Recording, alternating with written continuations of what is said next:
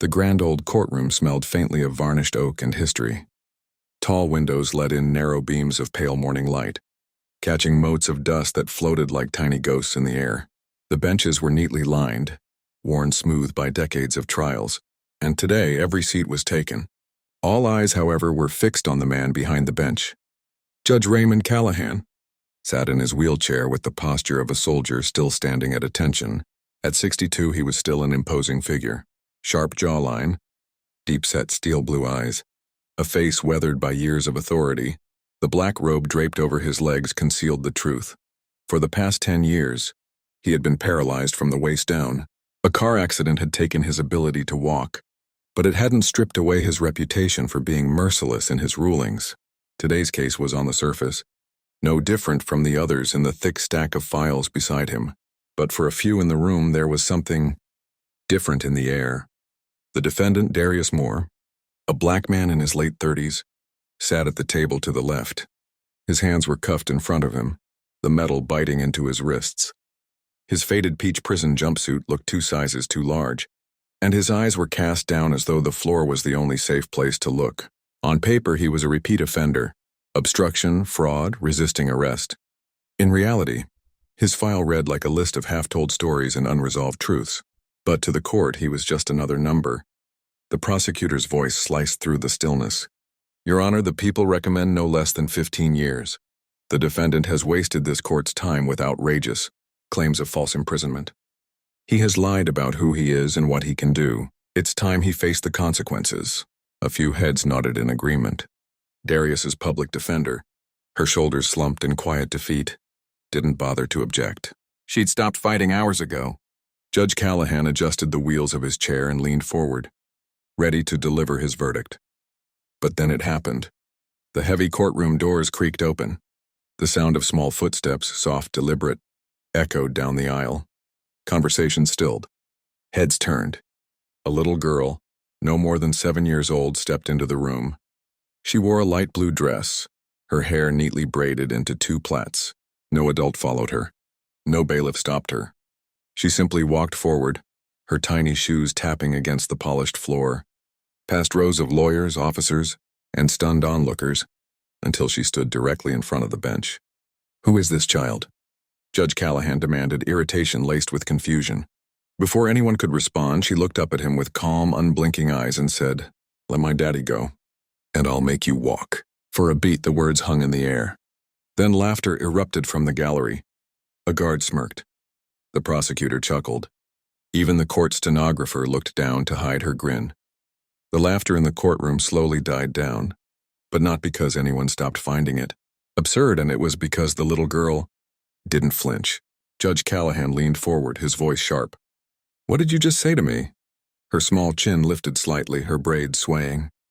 "I said, if you let my daddy go, I'll make you walk." "This is a courtroom, not a fairy tale," he replied. "Bailiff, remove her." But Darius suddenly lifted his head, his voice desperate. "Please, just let her speak." Callahan's gaze snapped to him. "Sit down, Mr. Moore. This is highly irregular." The girl took a small step forward. "You're not listening to him. Nobody is. You think he's lying because you can't see the truth. But I can help you see it." A ripple of murmurs spread across the room. Callahan felt irritation rising in his chest.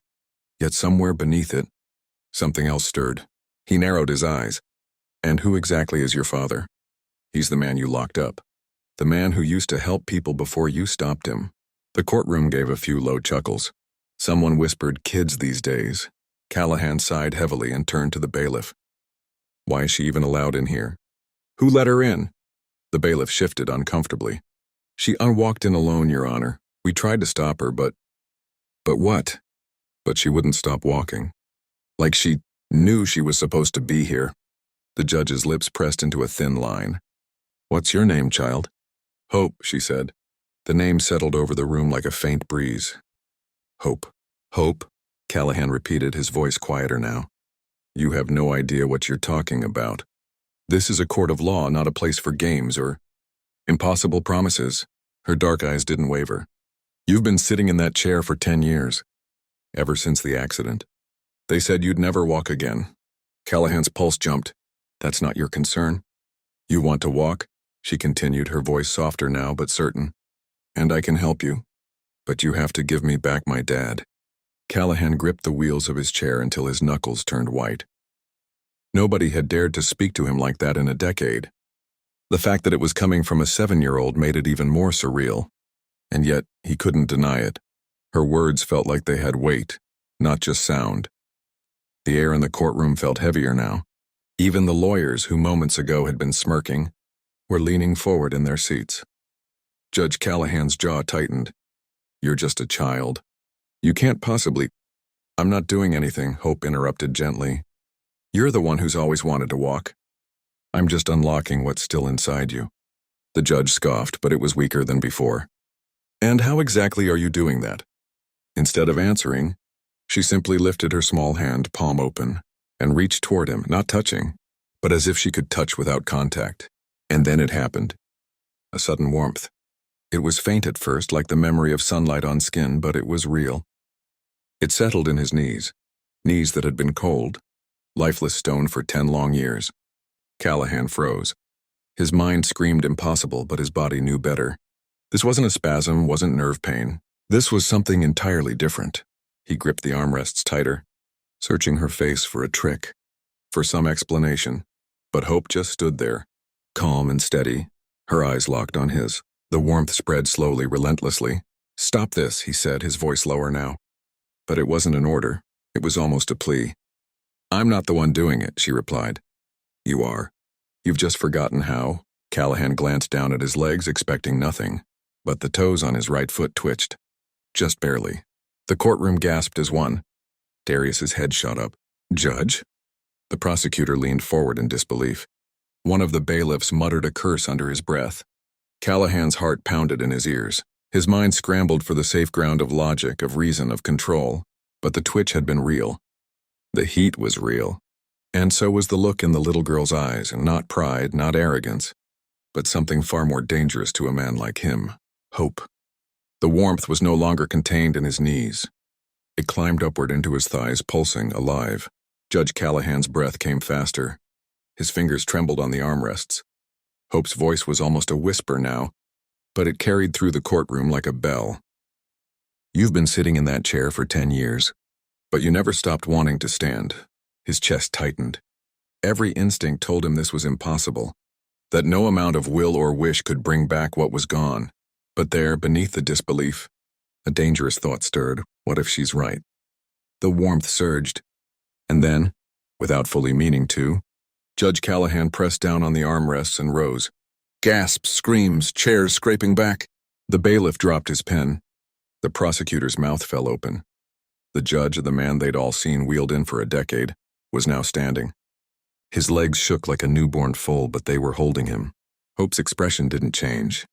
"Now, please give me back my dad." Callahan sank back into the chair, not from failure, but from shock. His hands gripped the rims, his mind spinning faster than it had in years. He looked at Darius, at the man he had already decided was guilty before the trial had even begun. And for the first time, doubt, cold, heavy doubt, cracked through the wall he'd built around his own certainty. "Bring me the arresting officer's report," he ordered, his voice rough.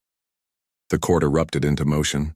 Files shuffled, papers slid across desks, and then, like dominoes falling, the lies revealed themselves. Timeline gaps, conflicting testimonies. A witness who had never actually seen Darius at all. Callahan's heart sank. He had been wrong, not just about the case, but about the man sitting before him. It took less than an hour for the unraveling to be complete. When the final piece fell into place, Callahan straightened in his chair. "Mr. Darius Moore," he said, his voice steady but thick with emotion, "you are hereby cleared of all charges.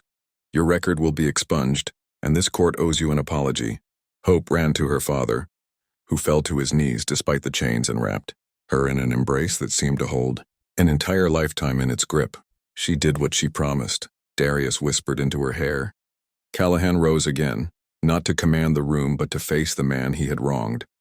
His legs trembled, but he stayed standing. "Bailiff, remove his chains." The shackles clattered to the floor. Darius stood tall, his daughter in his arms. As they began to walk toward the doors, Callahan's voice stopped them. "Hope?" She turned, her braids swaying. "Thank you." She smiled. Now maybe you can believe again." The judge exhaled, not as a man bound to rules and evidence, but as someone who had seen something that could never fit in any report. And for the first time in a decade, he realized, maybe believing was the point.